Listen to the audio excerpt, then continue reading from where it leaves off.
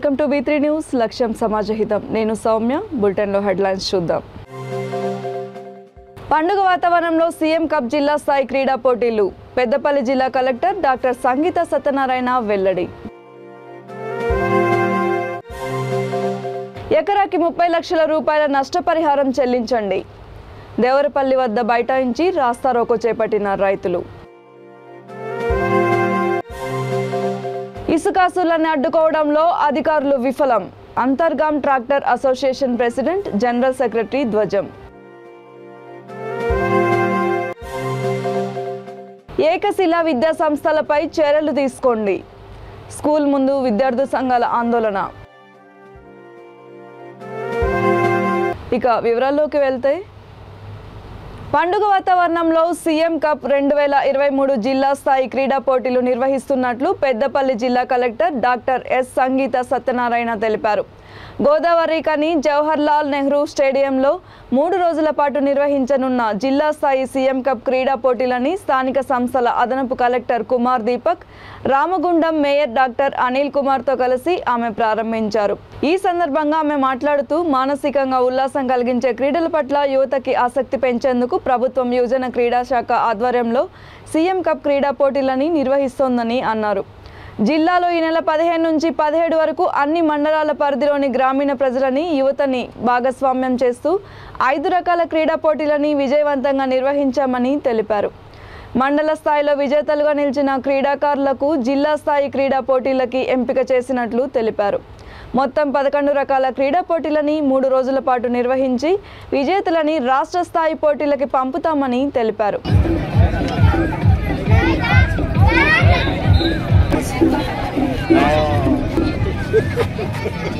నేనే కాల్ చేద్దాం, కొంచెం స్టార్ట్ అయిన వాళ్ళే కాల్ చేద్దామని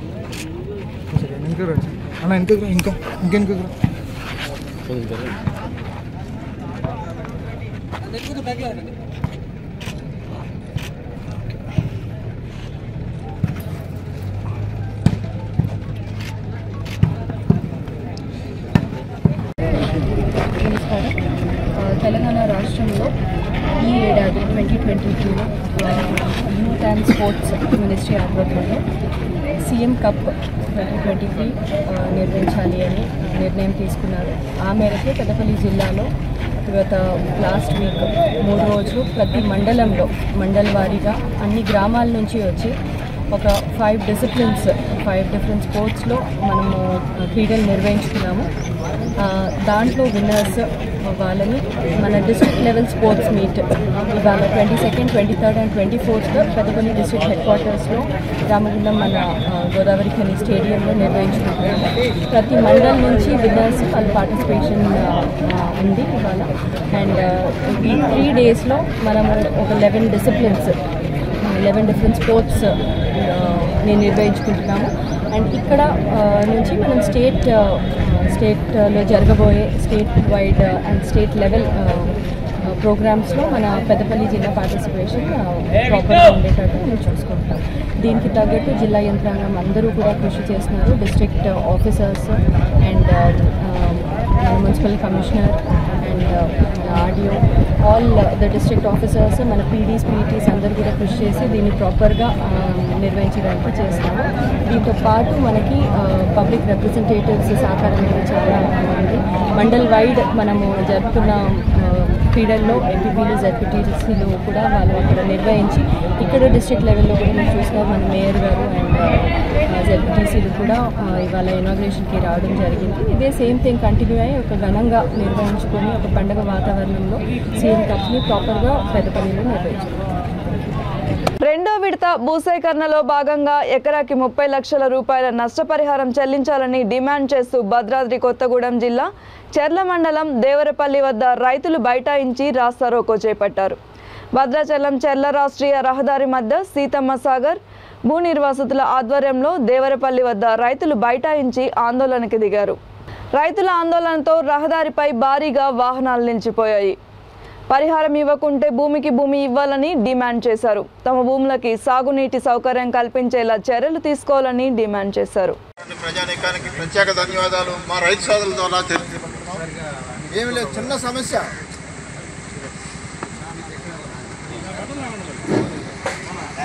మేము ప్రభుత్వానికి ఇచ్చేది 5 పైసలే, కానీ 95 పైసలు బూడి భూములుగా చేస్తున్నాయి.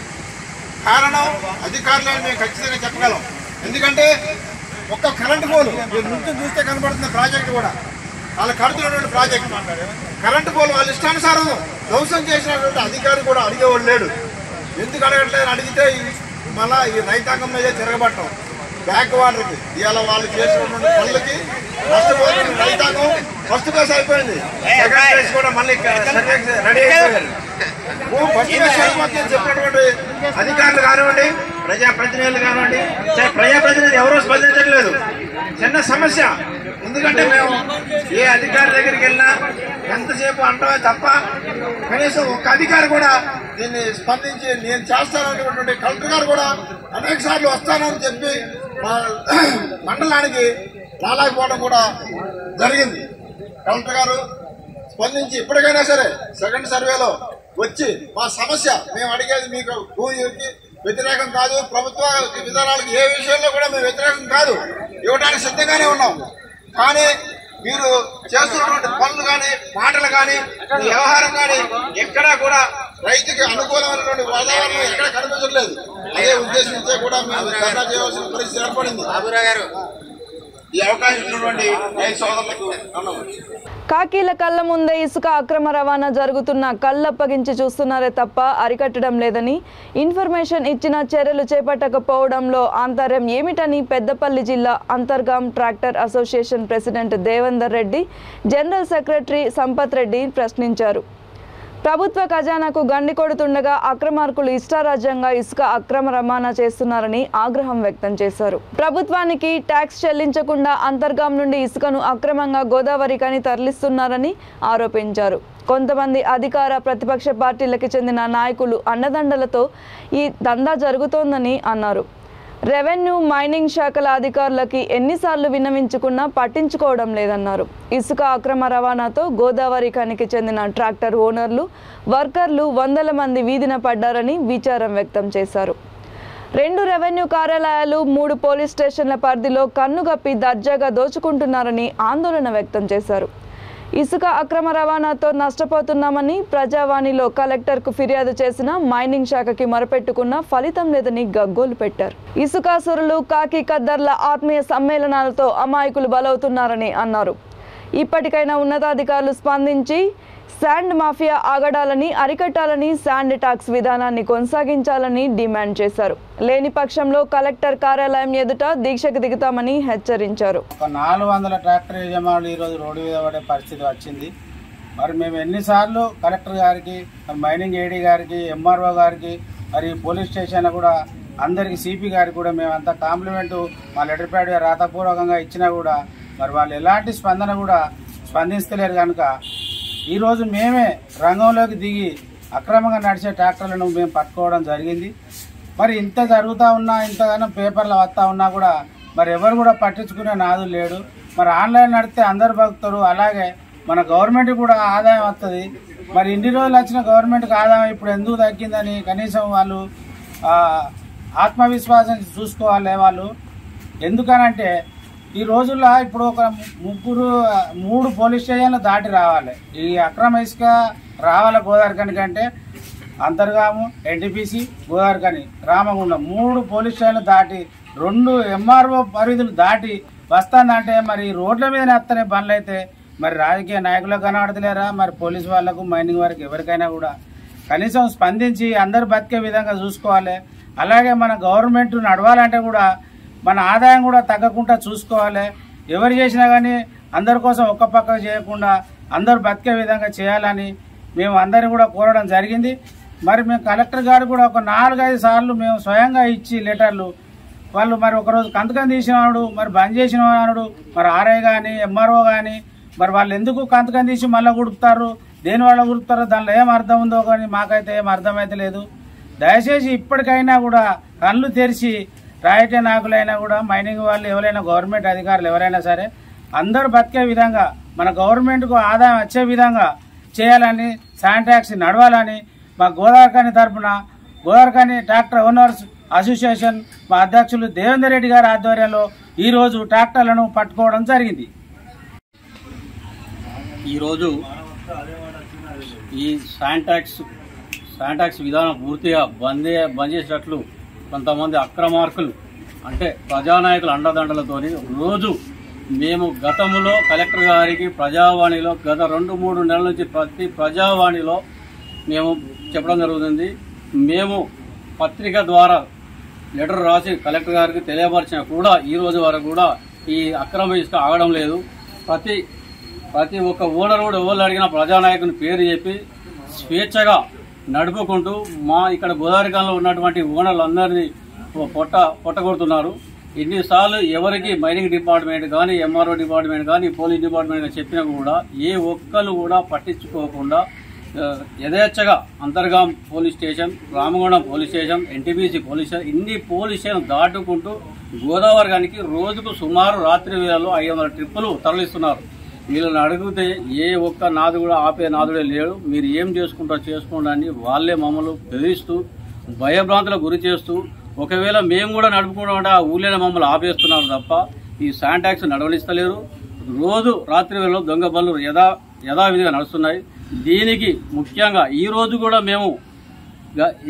కూడా ఎంఆర్ఓకు ఫోన్ చేసి ఫోన్ ద్వారా అక్కడ ఉన్నటువంటి అంతర్గాం పోలీస్ స్టేషన్కు, ఆ కలెక్టర్ ఆఫీస్కి అందరికీ ఫోన్ చేసినాం. ఈ రోజు కనుక బండ్లు నడిస్తే మా కాంగ్రెస్ తరఫున ప్లస్ మా ట్రాక్టర్ల సంఘం మొత్తం కలిపి మీ బండ్లు ఆపుతాం, లేదంటే మీరు ఎట్లయితే అట్లా అయినా కూడా అంత స్వేచ్ఛగా మీరు ఏం చేస్తారో చేయండి అని రాత్రి వేళల్లో అధికార పార్టీ అండతో వరంగల్లో ఏకశిలా విద్యా సంస్థలు అధినేత గౌరు తిరుపతి రెడ్డి చెలరేగిపోతున్నారని విద్యార్థి సంఘాలు స్కూల్ ముందు ఆందోళన చేపట్టాయి. ప్రభుత్వ నిబంధనలకి విరుద్ధంగా వేసవి సెలవుల్లో విద్యార్థుల తల్లిదండ్రుల నుండి అక్రమంగా ఫీజుల దోపిడీ చేస్తున్నారని తరగతులు నిర్వహిస్తున్న ఏకశిలా విద్యా సంస్థలపై చర్యలు తీసుకోవాలని డిమాండ్ చేశారు. ఈ విద్యా సంస్థల గుర్తింపు రద్దు చేసి మూసివేయాలని, వేసవి సెలవుల్లో విద్యార్థుల తల్లిదండ్రుల నుండి వసూలు చేసిన ఫీజు తిరిగి ఇచ్చే వరకు ఉద్యమాన్ని కొనసాగిస్తామని స్పష్టం చేశారు. సంఘాల మాటలకు స్పందించకుండా ఎన్నో రకాలుగా ఉద్యమాలు చేసినా కానీ ఇక్కడ ఉన్నటువంటి స్థానిక ప్రజల సపోర్ట్ తోటి విద్యార్థుల తల్లిదండ్రుల చెల్లి వేలల్లో లక్షల్లో ఫీజుల దోపిడీ చేయడం అనేది చాలా బాధాకరం అని చెప్పి సందర్భంగా తెలుస్తున్నా. సీఎం కేసీఆర్ రాష్ట్రంలో ఉన్న అన్ని ప్రైవేటు విద్యా సంస్థలకు సెలవులు ఇవ్వడం జరిగింది. ఇస్తే ప్రభుత్వానికి వ్యతిరేకంగా ప్రభుత్వ నియమ నిబంధనలు పాటించకుండా కేవలం ఏకశీల విద్యా సంస్థలు మాత్రమే అక్రమంగా సమ్మర్ కోచింగ్ పేరుతోటి క్లాసులు నిర్వహించకుండా ఒక విద్యార్థి చెల్లి 8,000 నుంచి 10,000 రూపాయలు వసూలు చేయడం అని చాలా బాధాకరము. అది కూడా ఒక నెల 15 రోజులకు 10,000 రూపాయలు వసూలు చేయడం జరిగింది. ఇది చూస్తున్నట్లయితే ప్రభుత్వానికి సపోర్టుగా ఇది ఒక గవర్నమెంట్ వ్యవస్థగా వ్యవహరిస్తున్న తిరుపతి పైన మీరు ఇక్కడ స్థానిక విద్యాశాఖ అధికారులు కావచ్చు, మరి ఇక్కడ ఉన్నటువంటి ఈ ప్రజెంట్ స్థానిక ఎమ్మెల్యే వినయ్ భాస్కర్ ప్రభుత్వ చీఫ్ కూడా స్పందించాల్సిందని కోరుతా ఉన్నా. మరి ప్రభుత్వంతో కుమ్ముక్కైలా ఈ ప్రజాప్రతినిధులు మరి విద్యాశాఖ అధికారులు అని చెప్పి నేను అడుగుతా ఉన్నా. మేము మొన్న కూడా సార్ మరి మేము కలుద్దామని పెంపర్తిపోతే మాకు సమయం ఇవ్వట్లేదు, ఫోన్ చేస్తే రెస్పాండ్ కావట్లేదు. మరి విచ్చలవిడిగా ఫీజులు దోపిడీ చేస్తున్నారు ఒకటి, రెండోది మరి ప్రభుత్వానికి వ్యతిరేకంగా మీరు క్లాసులు నిర్వహిస్తున్నారు అని చెప్పి మాట్లాడమంటే గురించి కనీసం మాకు సమయం ఏమీ ఇవ్వలేదు. మాకు మా ఫోన్లు కూడా లిఫ్ట్ చేయని సందర్భాలు ఉన్నాయని చెప్పి సందర్భంగా తెలుస్తున్నాం. ఇప్పటికైనా కానీ విద్యాశాఖ అధికారులు ఇక్కడ తప్పు జరిగింది, ఆ తప్పును విచారణ జరిపించి ఇక్కడ విద్యార్థుల తల్లిదండ్రులు దగ్గర నుంచి తీసుకున్న ఫీజులు యథావిధిగా విద్యార్థులకు చెల్లించాలి.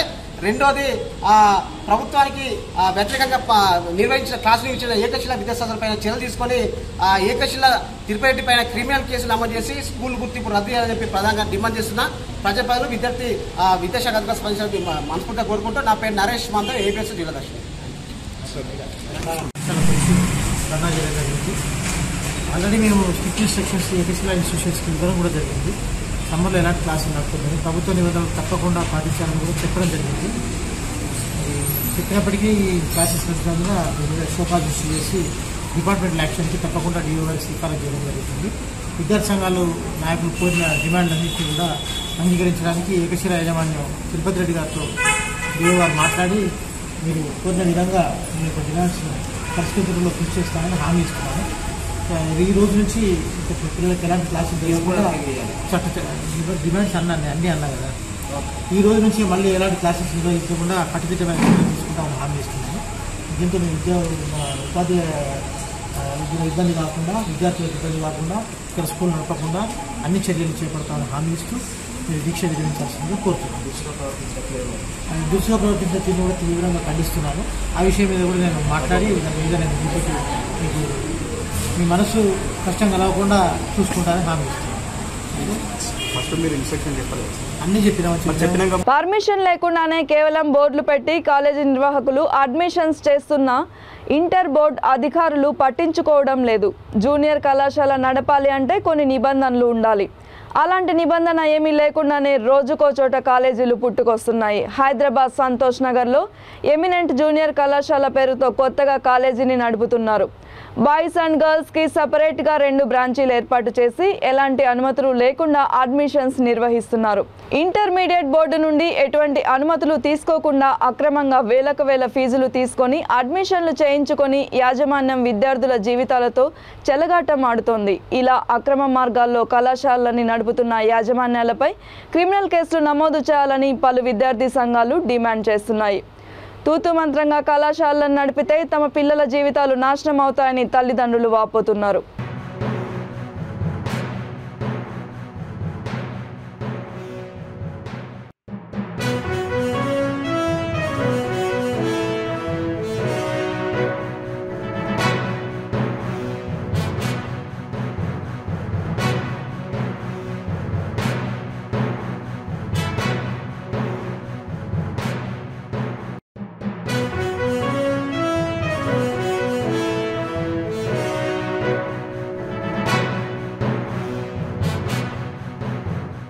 రాజన్న సిరిసిల్ల జిల్లా ముస్తాబాద్ మండలం కేంద్రంలోని దివంగత కనమేని బాలరెడ్డి చారిటబుల్ ట్రస్ట్ నిర్వాహకుడు కనమేని చక్రధర్ రెడ్డి ఆధ్వర్యంలో మండల కేంద్రానికి చెందిన మీసా భారతి కూతురు వివాహానికి క్వింటాల్ బియ్యాన్ని బీజేపీ నాయకుల చేతుల మీదుగా వధువు కుటుంబానికి అందజేశారు. ఈ కార్యక్రమంలో మల్లారపు సంతోష్ రెడ్డి, జిల్లెల ఉపేంద్ర, మీసా శంకర్, మిడిదొడ్డి దేవయ్య తదితరులు పాల్గొన్నారు.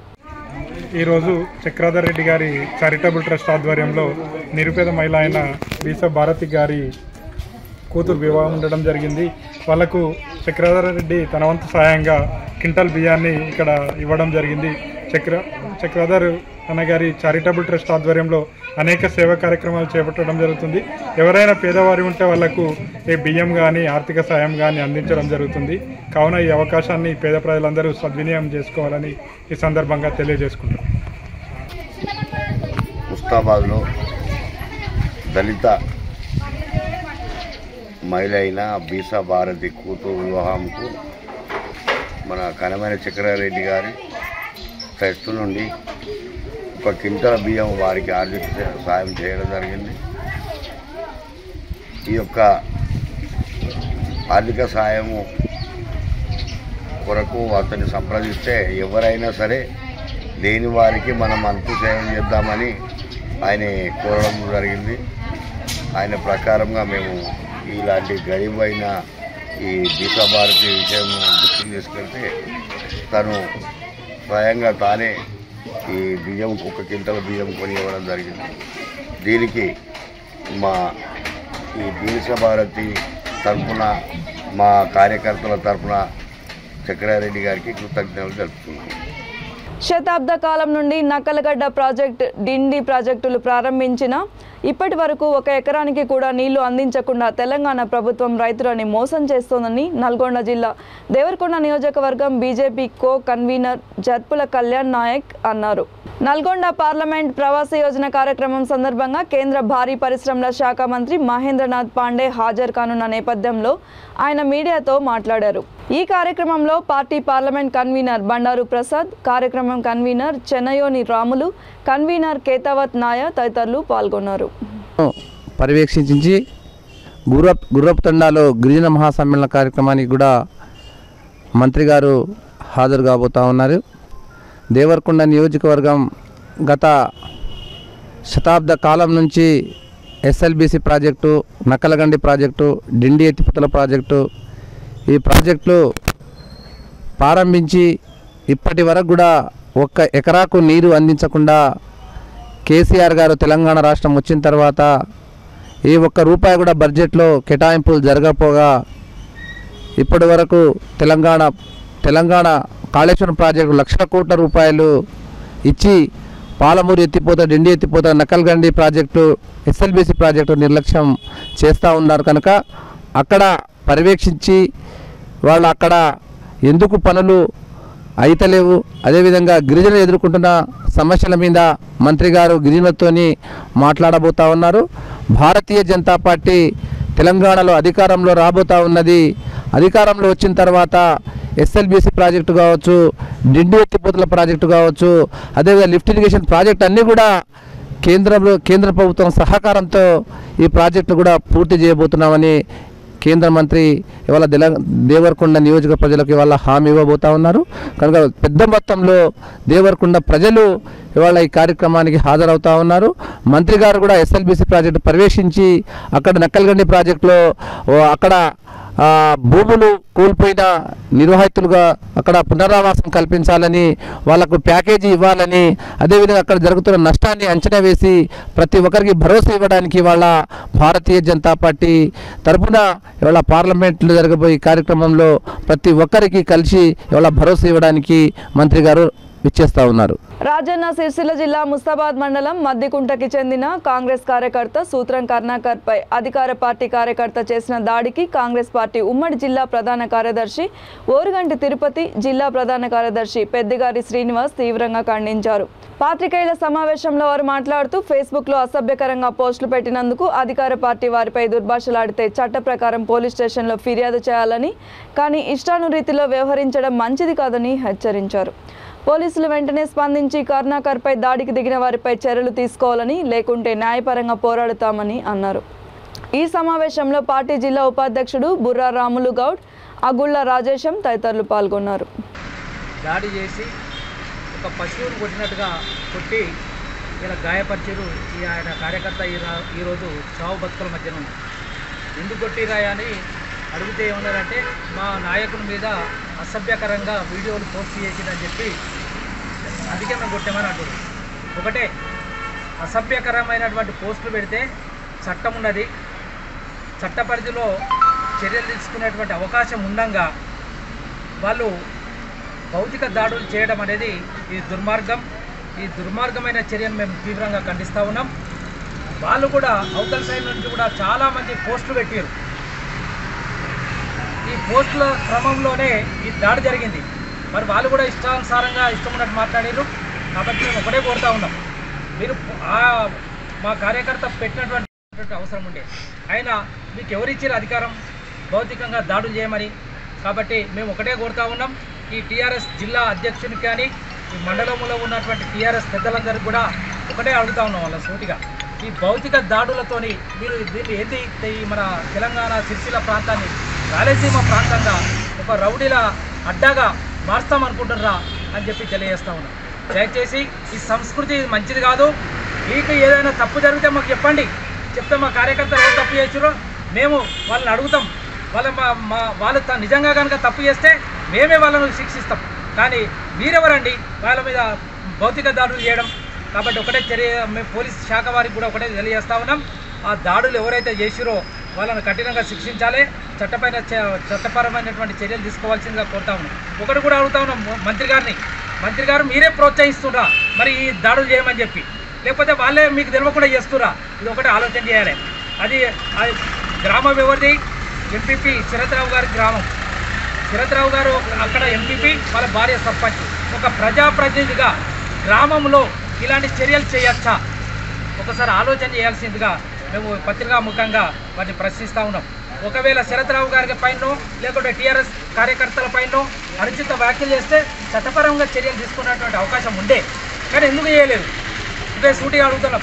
దీన్ని ఖచ్చితంగా పోలీస్ శాఖ వారు వాళ్ళ మీద మొన్ననే మధ్యకుంట గ్రామంలో కాంగ్రెస్ పార్టీ జెండా ఆవిష్కరణ, కాంగ్రెస్ పార్టీలో చేరికలు కార్యక్రమాన్ని మొదలుపెట్టి గ్రామాన కాంగ్రెస్ పార్టీ బలోపేతానికి కృషి చేస్తున్నటువంటి కార్యకర్తలను ఇటీవల మధ్యకుంట గ్రామంలో 16వ తేదీ రాత్రి 9:30 మరి కాంగ్రెస్ పార్టీలో చేరినటువంటి సూత్రం కరుణాకర్ గారిని మరి అతి దారుణంగా చెట్టు కట్టేసి రోడ్లో గుడ్డగుచ్చి తర్వాత కాలం కట్టేసి ఘోరంగా వారిని కత్తితో దాడులు చేసి మరి చంపడానికి ప్రయత్నం చేయడం అనేది చాలా ఇది ఒక దాన్ని తీవ్రంగా కాంగ్రెస్ పార్టీ పక్షాన పార్టీకి వాళ్ళు ఇవాళ ప్రచారంలో వాళ్ళు భాగంగా పనిచేసి కూడా మరి ఇటీవల ఈ యొక్క ఎంపీ గారి ఊర్లో ఇలా జరగడం చాలా బాధాకరమైనటువంటి విషయం.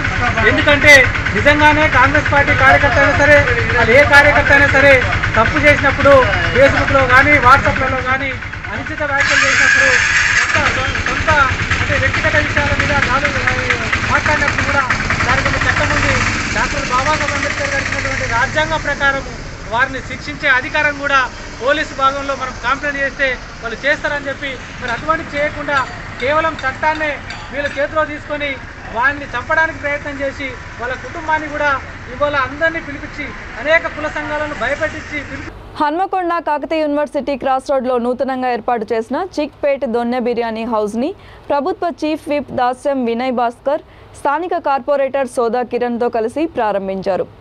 బిర్యానీ హౌస్ నిర్వాహకుడు మిథులేష్ మాట్లాడుతూ సామాన్య ప్రజలు కూడా బిర్యానీ టేస్ట్ చేసేలా సరసమైన ధరల్లో అందిస్తామని తెలిపారు. సౌత్ ఇండియన్స్ నెంబర్ 1 దొన్నె బిర్యానీ బ్రాంచీలు ముఖ్యంగా కర్ణాటక, తమిళనాడు, ఆంధ్రప్రదేశ్, మహారాష్ట్రలోని పెద్ద నగరాల్లో ఉన్నాయని తెలిపారు.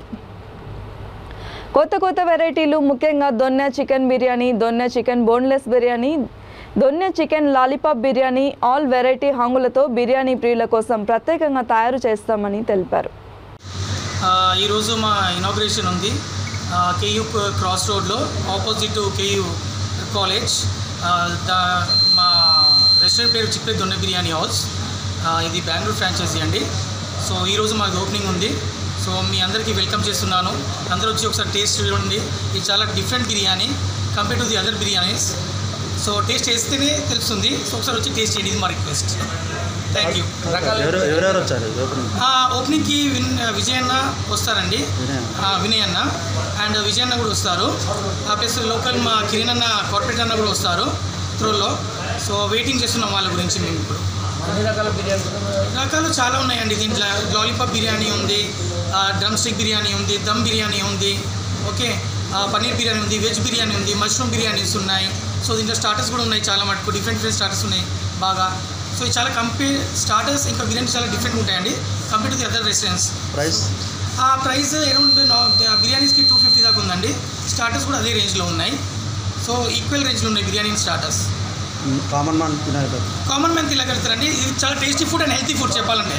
ఎందుకంటే నార్మల్గా మనం బాస్మతి రైస్ అనేది ఎవ్రీడే తినలేము. బట్ ఇది ఏంటంటే బాస్మతి అంతా కాస్ట్లీ రైస్. ఇది బాస్మతి అనేది మనకు 90-100 రూపీస్ కూడా వస్తుంది, కానీ ఇది 110 రూపీస్ కేజీ. సో ఇది more than basmati rice. So దీన్ని మేము జీరా రైస్ అంటాం. ఇది ఇక్కడ నుంచి కాదు, వెస్ట్ బెంగాల్ నుంచి మ్యానుఫ్యాక్చర్ అయ్యి వస్తుంది. సో అక్కడ నుంచి రైస్ తెప్పియాల్సి వస్తుంది. సో ఇది చాలా కాస్ట్లీ మన బాస్మతి రైస్ కంతా. నిర్మల్ జిల్లా ముతోల్ తహసీల్దార్ కార్యాలయంలో ప్రతి సోమవారం నిర్వహించే ప్రజావాణి కార్యక్రమానికి ఉదయం 11 గంటలు దాటినా సంబంధిత అధికార యంత్రాంగం విధులకి హాజరు కావడం లేదనడానికి ఖాళీ కుర్చీలు నిదర్శనంగా నిలిచాయి. కార్యాలయంలో తహసీల్దార్ సిబ్బంది, అధికారులు సమయపాలన పాటించకుండా వ్యవహరిస్తున్నారని పలువురు ఆవేదన వ్యక్తం చేశారు. తహసీల్దార్ విధులకి 11 గంటల 30 నిమిషాలకు వచ్చిన ధరణి అధికారులు లేకపోవడంతో ధరణి కార్యాలయానికి తాళం వేసి ఉండడంతో అధికారులపై ఆగ్రహం కట్టలు కట్టి ప్రజా ఫిర్యాదుదారులు వెనక్కి తిరిగిపోయారు. సమయపాలన పాటించని అధికారులపై తక్షణ చర్యలు తీసుకోవాలని కోరుతున్నారు.